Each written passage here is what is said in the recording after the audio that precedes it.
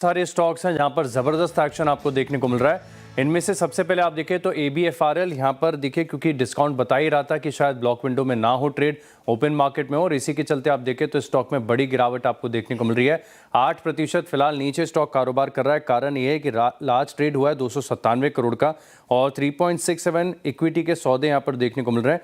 Almost आप देखें तो 4.47 करोड़ शेयरों के सौदे हुए, और इसी के बाद स्टॉक में आ रही है ऑलमोस्ट 8% की गिरावट।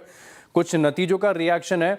LTI माइंट्री, इसके नतीजों में आप देखें तो कुछ अच्छा था, कुछ खराब। मार्केट ने रिएक्शन खराब जो साइड पर है इस पर ज़्यादा देखने को मिला है। कुछ ब्रोकरेज हाउस की कमेंट्री मैं आपके सामने रख देता हूं। सबसे पहले अगर आप देखें तो CLA से बता रहे हैं कि री रेटिंग का स्कोप यहाँ से बहुत सीमित नज़र आ रहा है, और मॉर्गन स्टैनली का मानना है कि अगर नियर टर्म में मार्जिन का प्रेशर आता है तो अपने आप में बहुत बड़ा कंसर्निंग फैक्टर देखने को मिल सकता है।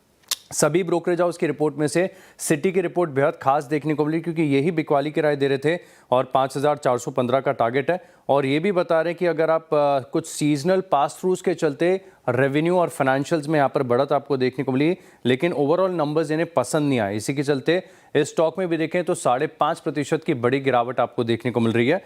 एक ओवरऑल रियलिटी भी है, यहाँ पर भी आप फोकस रखिएगा, और नतीजों में बहुत ही म्यूटेड साइड पर है। इनफैक्ट ज़्यादातर ब्रोकरेज हाउस की जो एक्सपेक्टेशन थी उससे कम नतीजे यहाँ पर आपको देखने को मिले थे। इस स्टॉक में भी तगड़ा रिएक्शन है, 5.5% की गिरावट यहाँ पर आपको नजर आएगी।